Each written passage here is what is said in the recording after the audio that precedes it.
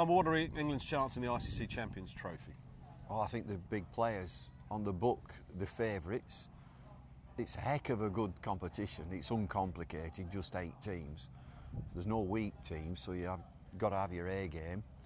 You're looking at other teams. I wouldn't back against England, but I'd look at Australia, South Africa. Morgan as captain, have you been impressed with the way he leads? I think he's outstanding, that lad. I think he's a wonderful player. The other thing is that I'm not saying we're close to him, we're certainly not in the dressing room, but you get the sense that his players play for him. You know, he's our man, he's our leader. And I also get, it's one of them teams, England's one-day team. If you kick one of them, they'll all start limping and they'll come back at you. Yeah, I think they're a good team. He's been quite vocal in support of this new proposed T20 competition in this country. How do you see it with the information that we have as it stands? Yeah, there's not a lot of meat on the bones as yet, but again, it looks as if it's along the lines of the Big Bash in Australia. 8 teams, and over in 4.5 weeks, played at major city grounds. I'm following it closely, and there's a lot of talk on social media that, oh, you can't call it Manchester, you can't call it Leeds.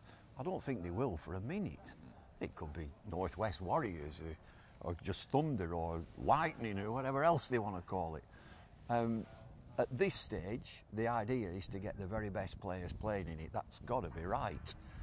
The money that comes into it, as far as I can see, will be distributed between the 18 counties. That's got to be right.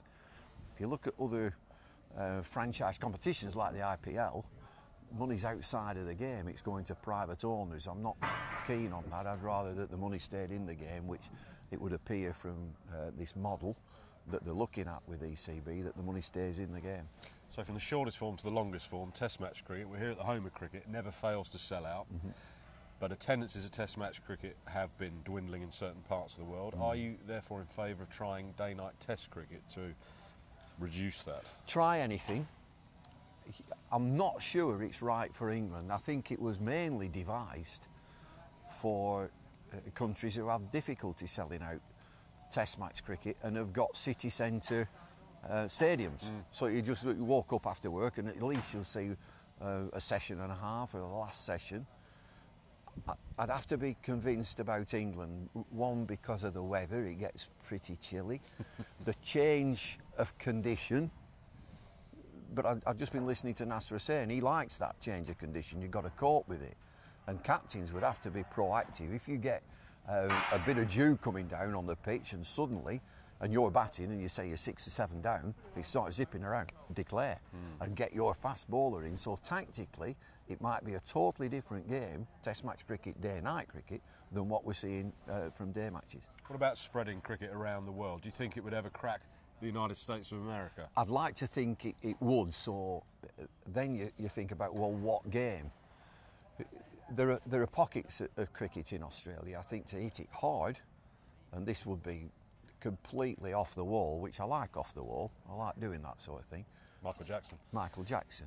I can't do it. I can't do it. 10 aside. 10 overs aside. 10-10. 10-10. Taster. A taster. And then the long game might be 20-20. That's the long game. Play 10-10. What about the size of the modern cricket bat? The MCC have made moves to reduce the size and make them a little bit smaller. Are you in favour of that? No, I'm not. I disagree with it pretty strongly. I don't think the size of the bat is an issue. These lads are getting fitter and stronger. What I'm seeing from when I played, and I started in 1965, these boundaries are going smaller and smaller.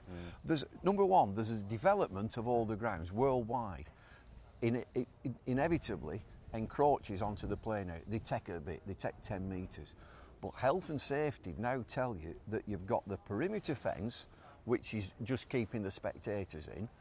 About 5 or 6 metres from that. Well, we're from here, so they'll be in about here. Yeah, come in a bit.